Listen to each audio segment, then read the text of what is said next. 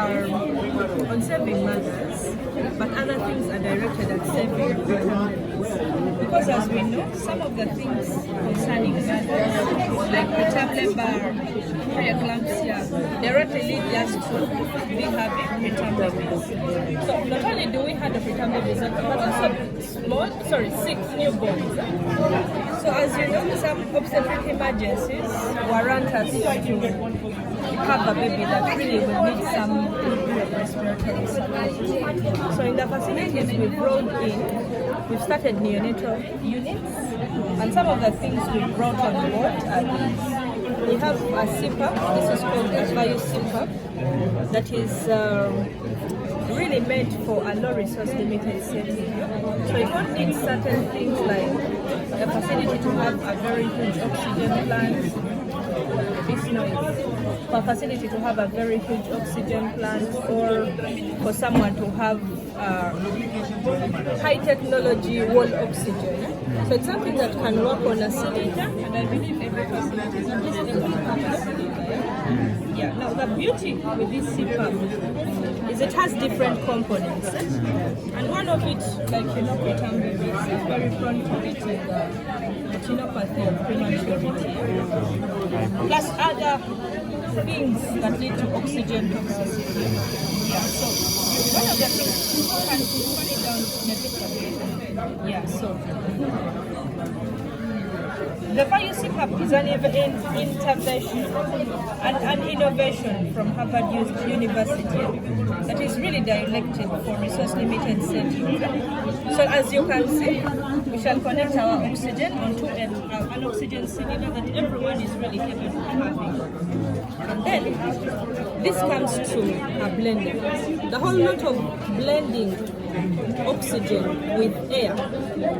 This is our blender. It has a venturi system that sucks surrounding room air, and as oxygen comes in this tubing, it's blended in here and sent to a baby in a blended form that is not as toxic and won't cause certain issues like retinopathy of prematurity, BPD, plus all that. So we are able to set a fraction of inspired oxygen. So let me assume we have a baby that is quite stable and needs quite a lot more oxygen. This is where we can change that from. And you can adjust accordingly. And as you know, the lesser percentages of oxygen you're delivering to the baby, the safer. So this is one thing the device is really able to do. The other thing is it has a filter in here. It has a filter mechanism. So as all the impurities you're picking from those cylinders, from the plants where we refill them from, none of it gets to the baby, because this is very efficient and it's able to filter out practically any microorganism. So you're not going, as you're supplementing oxygen to your baby, you're not going to give them anything that will give them a respiratory tract infection. So we close that off, and on here we have a humidifier. Whatever oxygen you're going to be giving the baby will be moist. You'll prevent drying of secretions. Usually when babies are on CPAP, one of the things that really gives them a hard time is drying out of secretions. In a way, it obstructs the airway. So you keep the secretions, you keep whatever air you're delivering really moist. The other thing it has a pressure generator. As we generate pressures to the baby, you can see this is all going to the baby. As we generate pressures to the baby, let me assure you all know preterm babies are born with premature lungs. And what does that mean? We don't have surfactant in. So we all know surfactant prevents surface tension. In short words, sticking, like when the baby breathes in and out, and in the end, with that expiration and expiration, the lungs will eventually collapse. The alveoli will eventually collapse. So what this delivers, it delivers a positive end expiratory pressure. In that when the baby breathes in and out, you have a certain pressure that stays in the alveoli, much as they don't have the surfactant in. So they're not going to collapse. So that means you will practically be treating their respiratory distress. So we come here, we set a positive end expiratory pressure for the patient. We press here, we set. It is always best when we have severe distress to set a PEEP. This we shall call it a PEEP of like 7 centimeters H2O. And as the baby, of course we won't go higher than that. And as the baby improves, we can keep on weaning them off and lowering that PEEP. So let me see, we have started it at 7. We have known all the other benefits of the other connections. We just come here and connect it to our baby. This being a dummy, it has no open nostril. But just be knowing these are entering inside the baby's nostril. And sister, you can start it now. So we begin our oxygen flow.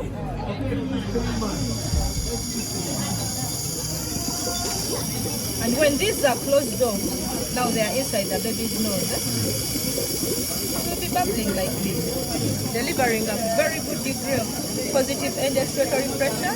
What did I say it does? Keep alveoli open at the end of expiration. As you're having oxygen that is actually blended, very safe for a preterm baby, or even if it's not a preterm baby. Because you know, even adults get their oxygen blended for them. Yeah, so no oxygen toxicity. You're delivering very good PEEPs. You're humidifying the air you're giving, and you have a very low recess limited device. And actually, the other beauty about this machine, you can transport. We transport our babies anywhere. So we have a baby that we know.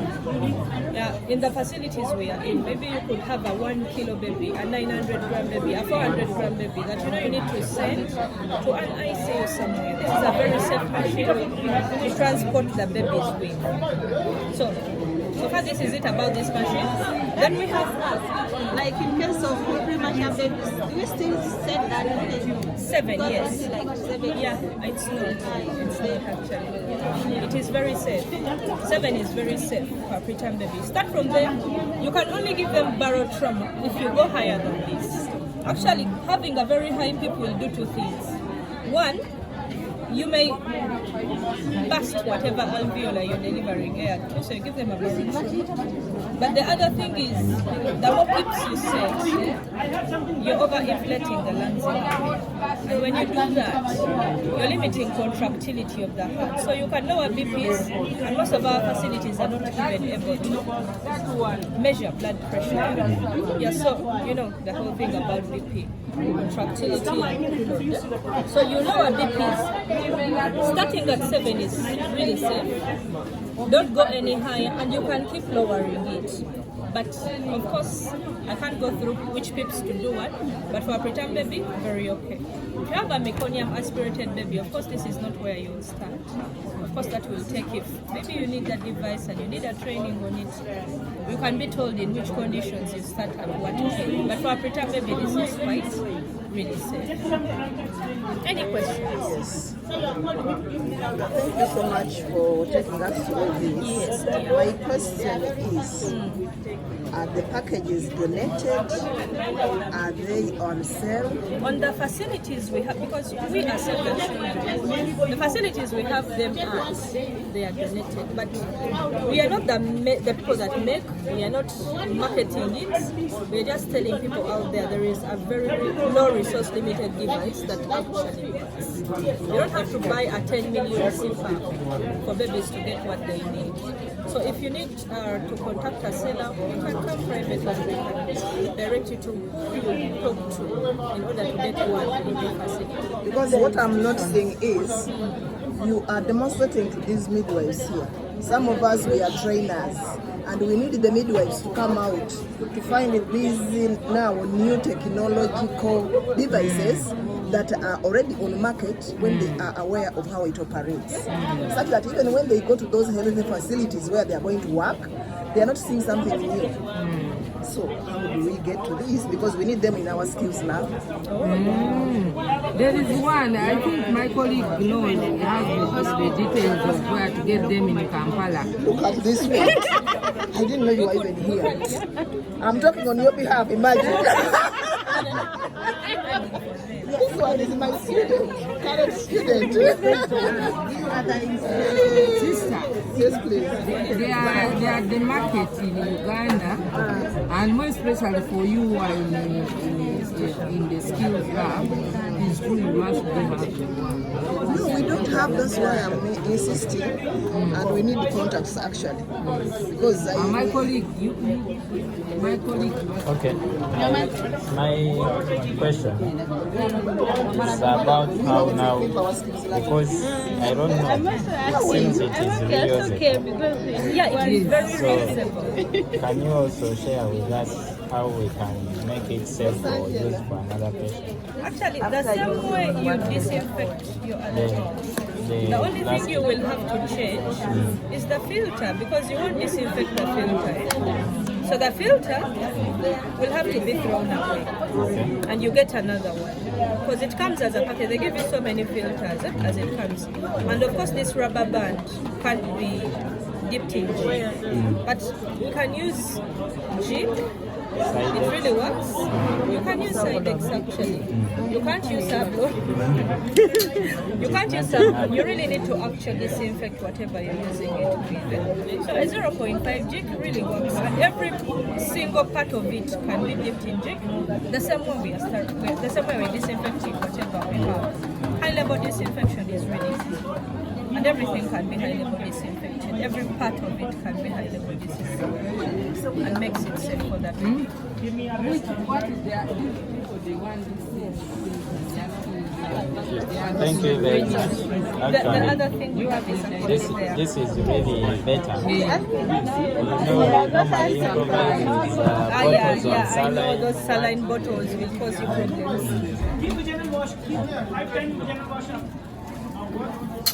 So the other thing we have in the facilities we practice at is I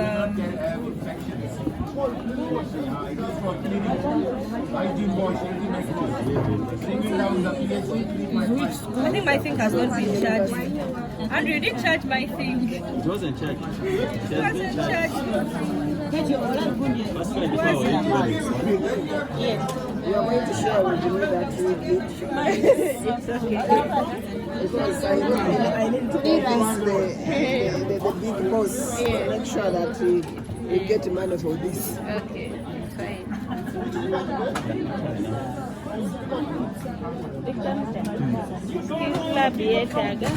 So, like you say, you guys are from universities.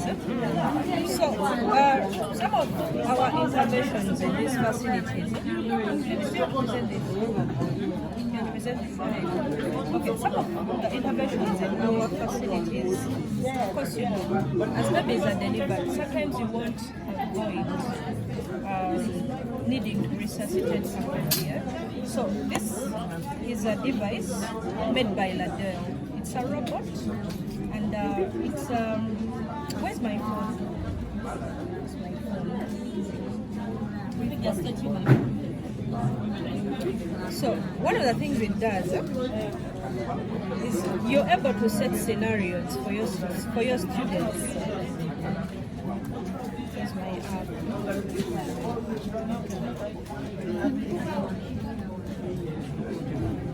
So you're able to set different scenarios for your students. Okay, I haven't connected this one to mine, but you can set, I'm not going to do all that. You can set a scenario. You can just download the device, sorry, the app, and It's then called what?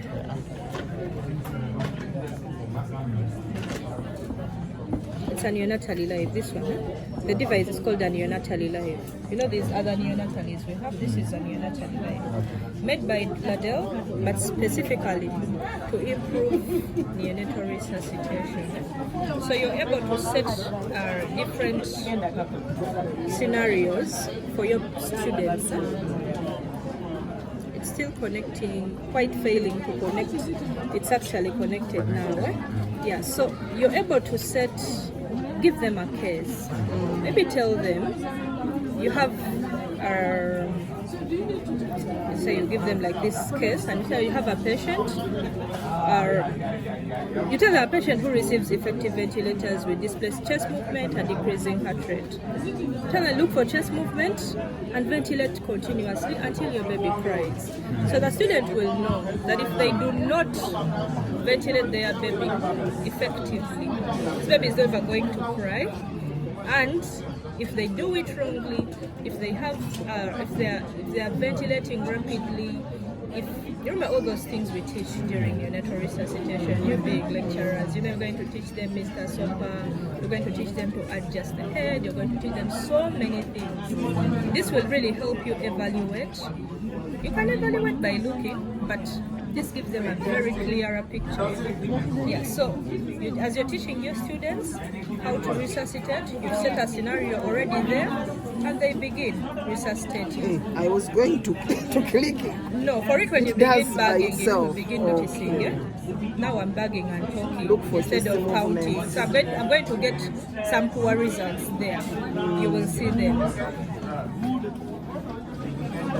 Now, it will tell you what pressures you are using.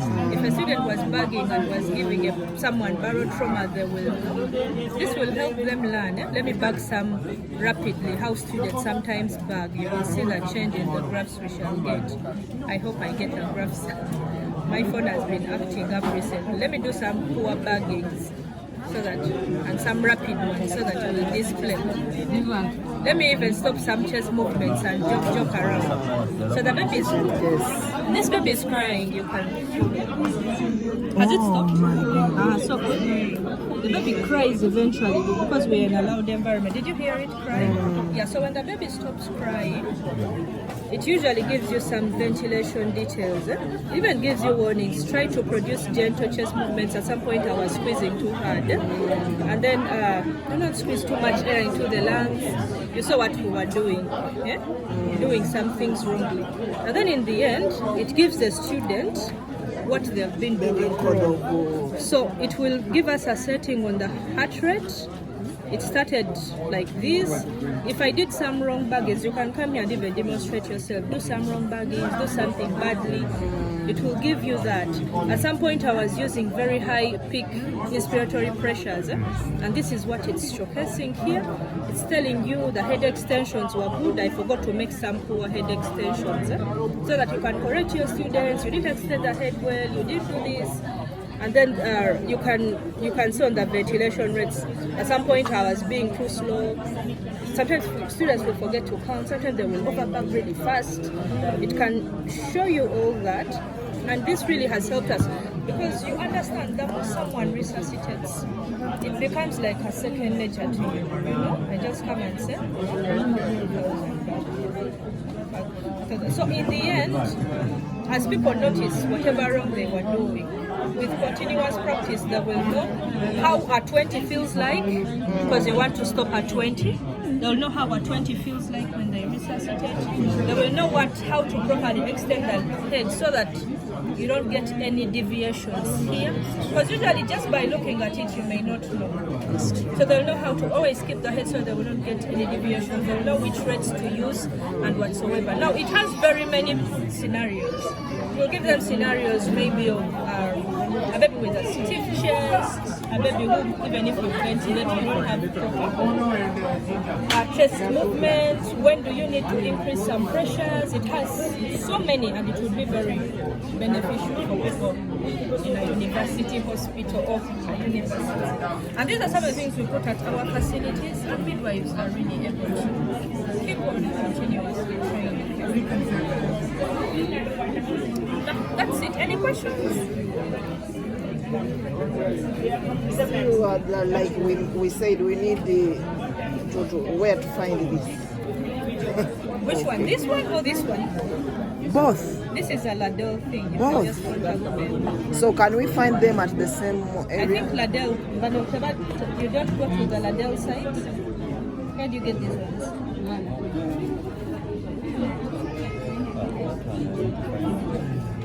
But you can Get information from the site. Yes. You can get information We from may also Ladell. need your contacts. Do you have business cards?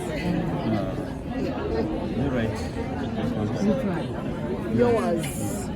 for the same patient. Like how effective, like how long does it take for the learners? Like let's say if you are starting with like in a facility with nature,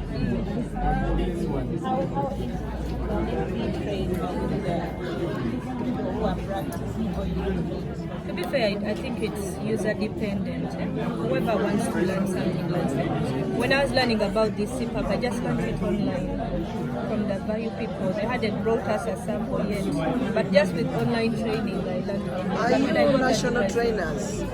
Pardon? Are you national trainers? We work with Save the Children. We are clinical mentors, we are nurses, we are midwives, so yeah. Why am I inquisitive? Even the health facilities need you people. Because for us, we are advocating now for our students, but not the people in the clinical area. Because there are those who are already qualified, they never went through this, and they may not know what to do. And that's what we And do. they need these samples for continuous training.